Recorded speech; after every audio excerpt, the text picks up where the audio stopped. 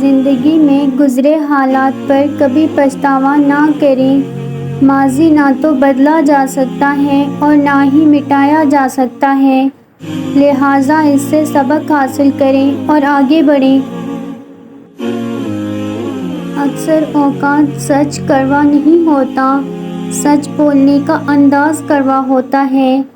ہم سچ بولنے کے ساتھ ساتھ دراصل دوسروں کو ذلیل کر رہے ہوتے ہیں اور توقع رکھتے ہیں کہ ہماری ذلیل کرنے کی حرکت کو صرف سچ ہی سمجھا جائے۔ مگر مچھو کو سمجھنا آسان ہے، وہ سیدھا آپ کو کاٹنے اور کھا جانے کی کوشش کرتے ہیں، جبکہ لوگوں کو سمجھنا انتہائی دشوار کام ہے۔ بسا اوقات لوگ آپ کو مارنے سے پہلے آپ کے دوست بننے کا ڈرامہ رچاتے ہیں۔ صحیح دروازے تک پہنچنے سے پہلے ہمیں بہت سے غلط دروازے کھٹکھٹانے پڑتے ہیں۔ غلطیاں بری نہیں ہوتی، یہ ہمیں پختگی کی طرف لے جاتی ہیں۔ جو رشتہ دار اچانک آپ کے دشمن بن جاتے ہیں، دراصل وہ شروع سے ہی آپ سے نفرت کرتے ہیں، لیکن وہ اداکاری اور منافقت میں مہارت رکھتے ہیں۔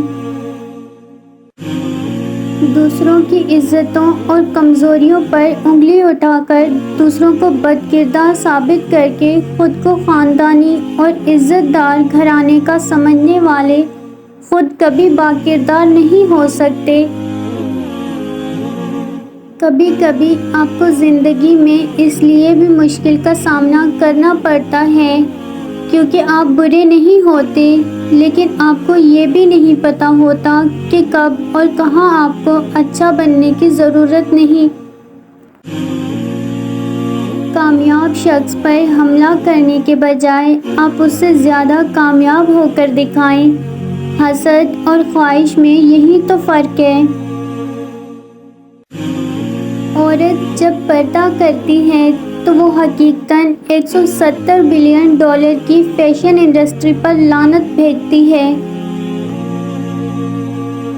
نخرے تو والدین اٹھاتے ہیں، لوگ تو صرف انگلیاں اٹھاتے ہیں۔ آپ جتنے بھی اچھے بن جائیں، لوگوں نے پھر بھی باتیں کرنی ہیں۔ کرنے دیں، آپ کو پتہ ہے اور آپ کا رب جانتا ہے۔ لوگوں کی فکر کرنا چھوڑ دیں۔ خوش قسمت وہ نہیں جس کی قسمت اچھی ہو، بلکہ خوش قسمت وہ ہے جو اپنی قسمت پہ خوش ہو۔ اے بادشاہت کے مالک، اپنا معاملہ تجھ پہ چھوڑتے ہیں اور اپنی فکر تیرے سپرد کرتے ہیں۔ بس مجھے ایسی خوشخبری عطا کر جو میرے دل میں خوشی کے دروازے کھول دے۔ آمین۔